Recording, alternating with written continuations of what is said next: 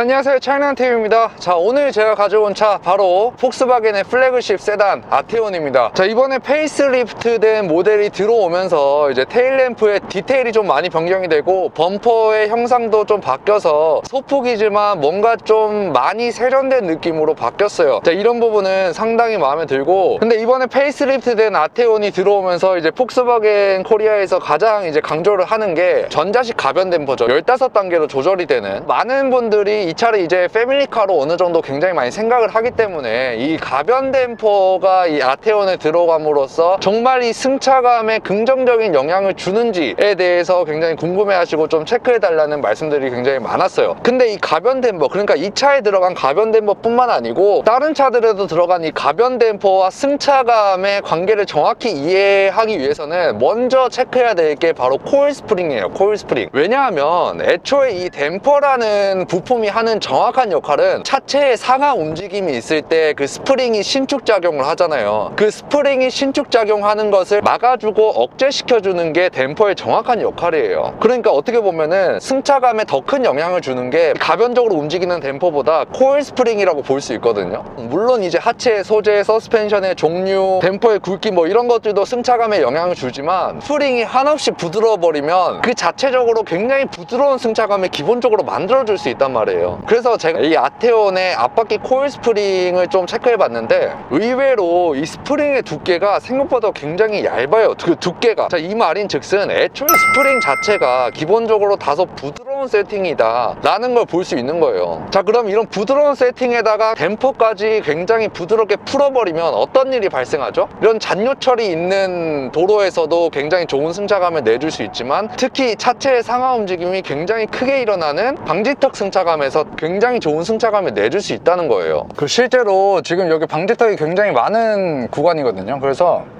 지금 한 30km 정도로 넘으면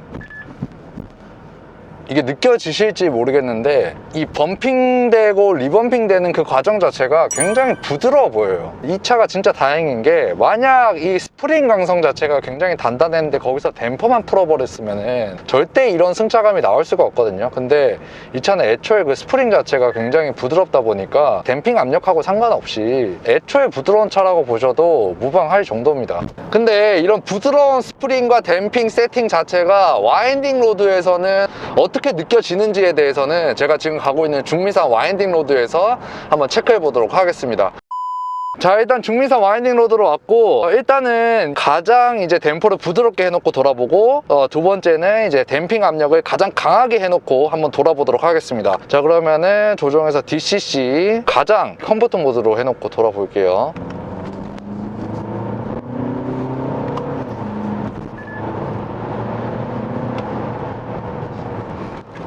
돌 때, 이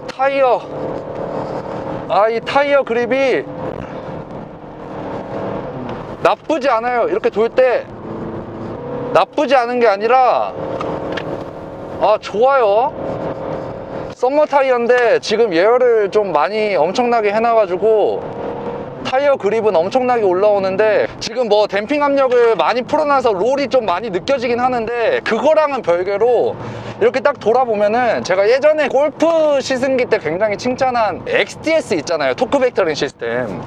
그게 여기서도 지금 좀 굉장히 잘 느껴지면서 코너를 돌 때 이 내릴 쪽 바퀴에다 브레이크를 걸어주다 보니까 이렇게 돌 때 상당히 좀 깔끔한 코너링을 이렇게 보여줍니다. 기본적으로 이런 전륜차, 그러니까 앞쪽에 무게배분이 조금 나가서 언더힐 성향을 가지고 있는 전륜차에 들어갔을 때 가장 이제 효과적이라고 생각을 하거든요. 그래서 지금 이런 코너링 자체가 굉장히 깔끔하고 타이어 그립이 굉장히 좋아서 이렇게 잘 버텨준다라는 느낌이 굉장히 좋은데, 근데 지금 좀 이 댐핑 압력을 너무 풀어놔서 이 차를 약간 한계치까지 이렇게 푸시하지는 못할 것 같아서 일단 DCC 모드를 가장 스포츠 모드로 해놓고 좀 댐핑 압력을 단단하게 해놓고 한번 달려볼게요. 어떤지.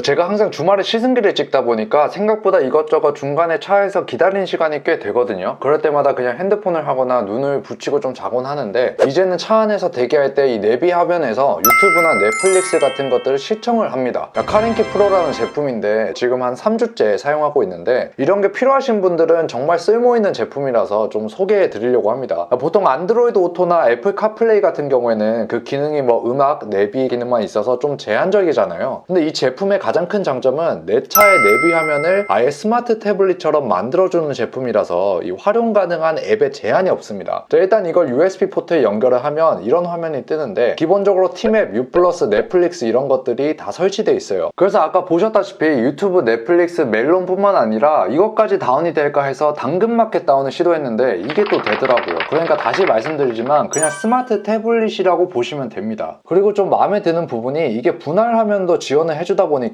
내비게이션이랑 유튜브나 넷플릭스를 동시에 띄울 수 있어요. 다만 인터넷이 필요한 기능을 이용하기 위해서는 테더링을 시켜주거나 별도의 유심칩을 구매해서 사용해 주셔야 되는데, 정말 이게 하드하게 많이 사용하실 분들은 월 요금을 내시고 적극적으로 활용해 주시는 게 훨씬 이득일 것 같아요. 제품 구매 링크는 영상 설명란에 기재했으니까 관심 있으신 분들은 들어가 보시면 좋을 듯 합니다.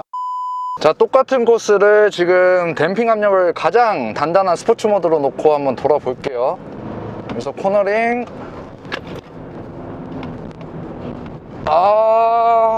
이게 확실히 댐핑 압력이 좀 단단해지니까 롤이 좀 많이 억제가 되는 게 느껴지는데, 이게 약간 어떤 느낌이냐면, 여기서 이렇게 돌아보면 이게 굉장히 타이어의 접지력을 무선적으로 굉장히 가져간다는 게 느껴져요. 그게 무슨 말이냐면, 타이어에 조금 더 너무 의존을 한다? 약간 이런 느낌이 들거든요.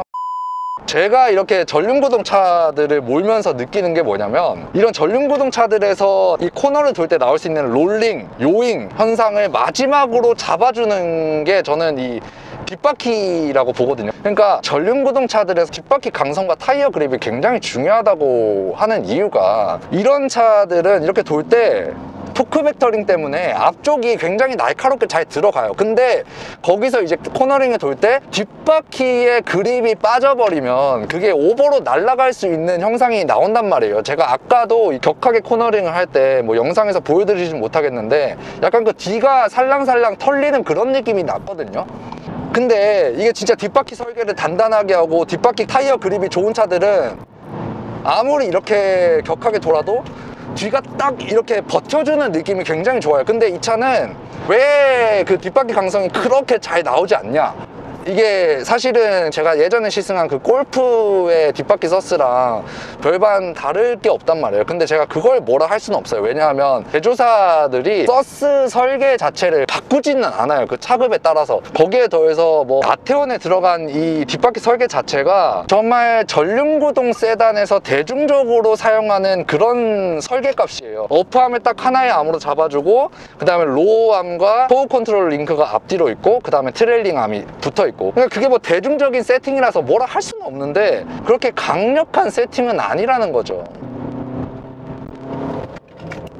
돌아보면 타이어 그립으로 이게 모든 걸 가져가려고 하는 그런 느낌이 드는데, 다행히 타이어 그립은 좋아요. 그래서 이게 트랙션이 단단하긴 해요. 근데 방금도 약간 이 뒤가 살짝 이렇게 그립을 잃으려고 하는 그런 느낌이 들었단 말이에요. 그러니까 이 타이어 그립의 한계치를 넘어서면 약간은 좀 불안한 거동을 보여줄 수 있다고 좀 말씀드릴 수 있을 것 같아요. 그리고 이 차를 A5랑도 좀 비교를 하시더라고요. 그래서 A5랑의 그 운동 특성의 차이점에 대해서도 좀 언급을 부탁드리더라고요, 구독자님들. 근데 이 차는 A5랑 어떤 이 트랙션을 기반으로 안정적으로 돌아나가게 한다, 라는 것에 있어서의 그 결은 비슷해요. 근데 그 정도가 좀 많이 차이 나요. 그 차 A5 같은 경우에는 이 차보다 전장도 짧고 공차 중량도 가볍고 앞바퀴 타이어도 10mm가 더 넓어요. 그래가지고 그 차도 물론 이 타이어 그립으로 가져간다는 느낌이 굉장히 강하거든요. 근데 리어 서스 자체도 이제 5링크 시스템으로 마치 그게 완전 순수 후륜구동 차인 것처럼 그런 식으로 굉장히 강성이 있게 설계를 해놨고 울트라 꽈트로 시스템도 있다 보니까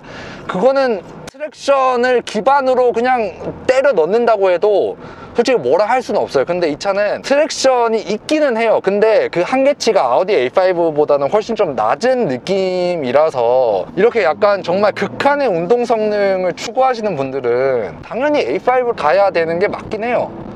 지금도 이렇게 돌아보면 그립이 잘 나오는데 방금도 뒤가 약간 털리는 그런 느낌이 있었어요.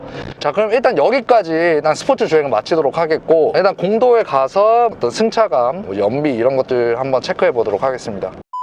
자, 여기까지 보시고 이 아테온 뽐뿌가 오신 분들은 저랑 협력관계를 맺고 있는 폭스바겐 클래스 오토 구리전 시장에서 근무하고 계시는 강병구 팀장님께 문의하셔서 차량난TV 보고 왔다고 하시면 굉장히 좋은 조건으로 친절히 안내 드릴 수 있을 것 같아요. 그래서 한번 관심 있으신 분들은 바로 문의해 보시는 것도 좋을 듯 합니다.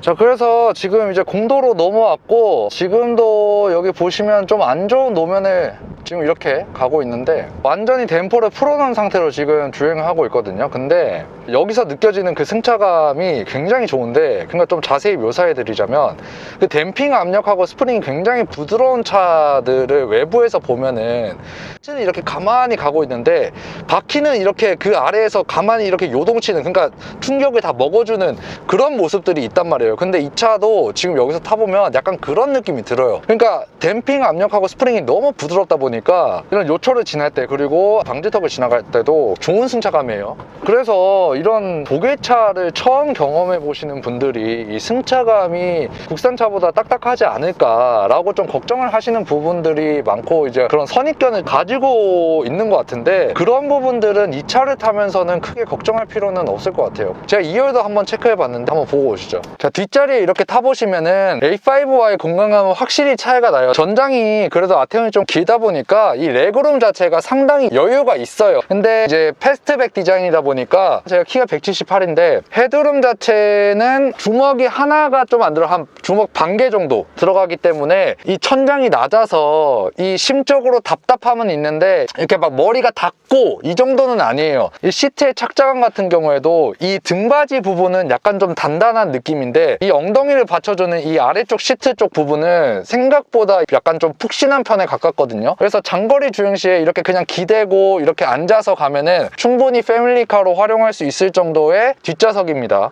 잘 보고 오셨죠? 그리고 연비도 한번 체크해 봤는데 제가 아까 와인딩 코스에서 거의 한 60km 정도를 주행하면서 엄청나게 밟았거든요. 그때 이제 7km 정도가 나왔는데, 그렇게 밟았는데도 7km라고 하면은 더 어마어마한 수치죠. 그리고 지금도 차가 막혀서 가다 서다를 반복하는 이런 상황에서 지금 17에서 18km를 왔다 갔다 하는 거를 보면은 역시 4기통 디젤의 연비는 진짜 최고다 라고 좀 볼 수 있죠. 그래서 좀 이 차를 총평을 해보자면, 브랜드 자체가 폭스바겐이라는 굉장히 대중적인 브랜드의 차란 말이에요. 그 중에서 이제 플래그십 모델이다 보니까 이런 내부의 소재에 있어서의 약간 좀 고급감, 그리고 가변 댐퍼 이런 걸 넣어주는 것만 봐도 신경 써줄 건 굉장히 다 신경을 써줬다. 패밀리카로 활용하기에도 굉장히 적당하고 스포츠성에 있어서도 나름 여러분들한테 만족감을 줄 수 있는 차이기 때문에 그런 것에 조금 더 가치를 두자고 하면은 충분히 아테온을 사도 되는 거 아닌가 라는 좀 생각이 듭니다.